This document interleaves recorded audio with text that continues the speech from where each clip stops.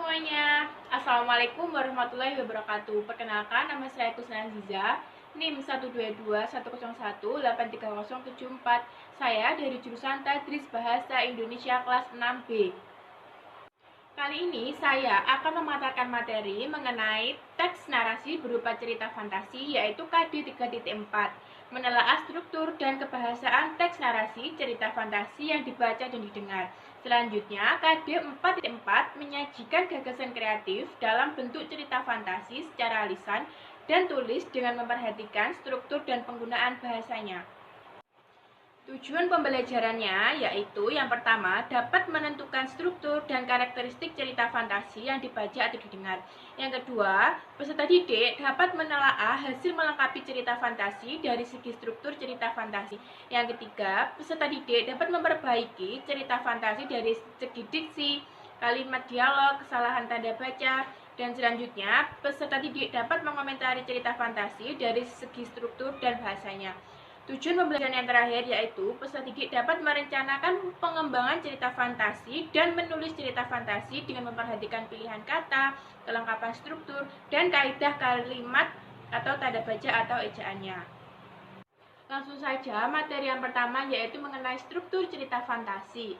Struktur cerita fantasi ada 3. Yang pertama yaitu orientasi, yang kedua ada komplikasi, dan yang ketiga ada resolusi.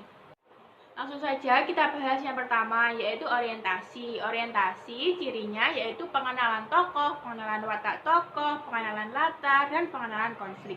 Yang selanjutnya yaitu komplikasi. Komplikasi berisi hubungan sebab akibat sehingga muncul masalah hingga masalah itu memuncak. Dan yang terakhir yaitu resolusi. Resolusi berisi penyelesaian masalah dari konflik yang terjadi pada cerita fantasi. Materi yang selanjutnya yaitu tentang ciri kebahasaan pada cerita fantasi. Yang pertama, ada penggunaan kata ganti dan nama orang sebagai sudut pandang penceritaan. Misalnya, bisa diganti dengan aku, mereka, kita, Erza, Doni, Angger, dan lain-lainnya. Selanjutnya ada latar suasana dan latar waktu. Latar suasana misalnya, setetes air mata pun jatuh dari wajah sang ratu. Berarti suasana dalam cerita tersebut adalah sedih atau ratu sedang menangis. Selanjutnya latar waktu. Misalnya, tengah malam tak ada bintang di langit itu. Mendung hitam nampak mengumpal. Lolongan anjing bersahut-sahutan menyambut malam yang tengah larut.